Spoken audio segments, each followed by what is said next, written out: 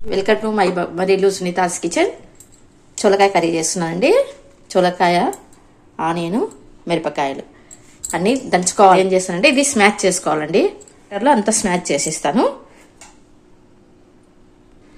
గ్రైండర్లో వేస్తే మెత్తగా అయిపోతుందండి.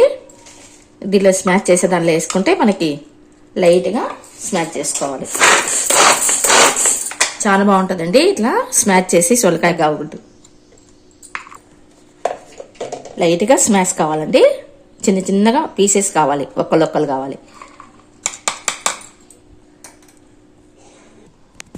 ఆనియన్ కూడా దీనిలోనే వేయాలండి.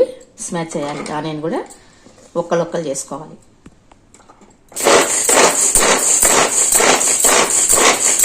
కావాలి చాలండి, ఇంత మాత్రం కావాలి. దీన్ని మీకు వీలైతే రోట్లో దంచుకోవచ్చు. చూడండి ఇట్లా ఎంత మెత్తగా అయిపోయిందో. ఇట్లా ఒక్కలు కావాలండి, అంతే. ఒక్కలు వేసుకోవాలండి. ఒక్కలు వేసుకోవాలి. కారం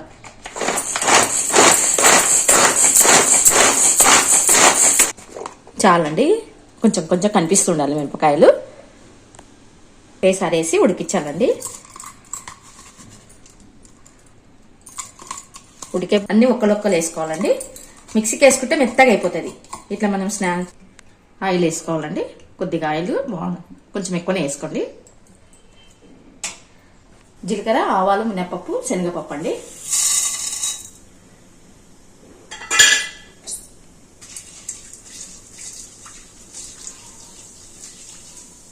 ఇవి పక్కకు పెట్టుకోవాలండి, లేకుంటే మెత్తగా అయిపోతాయి. ఇవి కరివేపాకు వస్తాయండి.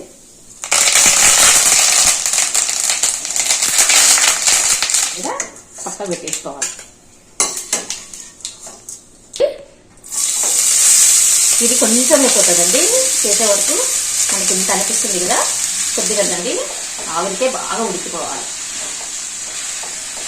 దంచినప్పుడు దానిలో నుంచి వాటర్ వస్తుంది కదా, టేస్ట్ ఉంటుంది అనమాట. చొలకాయ పెట్టేస్తానండి. మూత పెట్టి బాగా ఆవిరి పడి బాగా ఉడికిపోతుంది. శనగపప్పు, ఆవాలు, మినపప్పు వేయించి పెట్టినది పక్కకు తీసుకొని ఇట్లా పెట్టుకున్నానండి.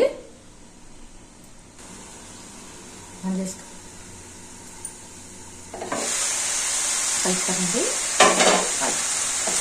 నీడికి పిండికి చేస్తూ కలుపుకోవాలి. ఉడికేటప్పుడు వేయాలండి ఉప్పు. ముందుగానే ఉప్పు వేసుకోవద్దు, ఉప్పు వేస్తే ఉడకదండి. ఈ ఆవిరి చూడండి, ఈ ఆవిరి వాటరే చాలు. ఏ మాత్రం వాటర్ వేయకూడదు. ఆవిరి మీద వచ్చినట్టుగా సరిపోతాయండి మనకి. వేస్తానండి. ఫ్లేమ్ లాగా పెట్టుకోండి, మంచిగా ఉడికిపోతుంది. చిన్న ఫ్లేమ్లోనే మంచిగా ఉడికిపోవాలండి. లోపల నుంచి మంచిగా. ఇప్పుడు నేను ప్లేట్ పెట్టేస్తానండి. ప్లేట్ పెట్టి కొంచెం బాగా కింద ప్లేట్ వేసేసినాను. నిదానంగా మంచిగా ఉడుకుతుంది. చాలా బాగుంటుందండి. రొట్టెకి కానీ, చపాతీకి కానీ, అన్నానికి కూడా చాలా బాగుంటుంది. బాగుంటుందండి. పచ్చి కొబ్బరి వేసి కలిపితే ఇంకా చాలా బాగుంటుంది. ఇంత షైనీగా ఉంది చూడండి కర్రీ.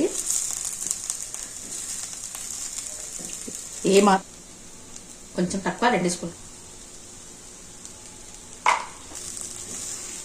పసుపు, ఉప్పు వేసినాక బాగా కలపండి. పసుపు వేస్తేనే దానికి కలరు.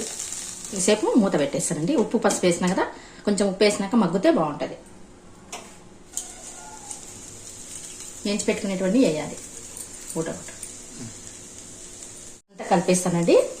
శనగపప్పు అవన్నీ ఇప్పుడు బాగుంటాయండి. శనగపప్పు అవి కూడా మెత్తగా కాకుండా పంట కింద పడుతుంటే చాలా టేస్ట్ ఉంటాయి. ఇంకా అయిపోయిందండి కర్రీ. ఇవి ఎంత శనగపప్పు కూడా వేసుకోండి. మీ దగ్గర ఉంటే పచ్చి కొబ్బరి వేసుకోవచ్చు. గిలక పట్టుకొని స్టవ్ బంద్ చేసేస్తా. వేడికి బాగా మగ్గిపోతుందండి. మూత పెట్టేస్తే బాగా మగ్గిపోతుంది.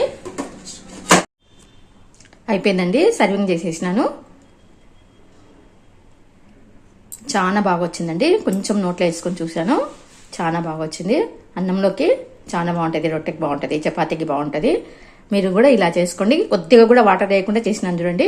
Thank you for watching. Like, share, subscribe. Bye. Oil లేకుండా రేకుల మాదిరి రుద్దినాను, చపాతి కాకుండా. ఆయిల్ లేకుండా మల్టీ గ్రెయిన్ అండి ఇది, మల్టీ ఆట కదా. హెల్త్ పర్పస్ కూడా బాగుంటుంది. బాగుందండి. రేకులు చపాతీలు ఒక రోటీ లాగా చేస్తున్నానండి. అంటే మందం లేకుండా కొంచెం తొందరగా తిప్పుకోవాలి. ఆశీర్వాద్ మల్టీ గ్రెయిన్ అండి. చపాతీ తక్కువ తినాలి, కర్రీ ఎక్కువ తినాలి. ఇప్పుడు ఉండండి, కరెక్ట్ సరిపోయినాయి. చాలా బాగుందండి.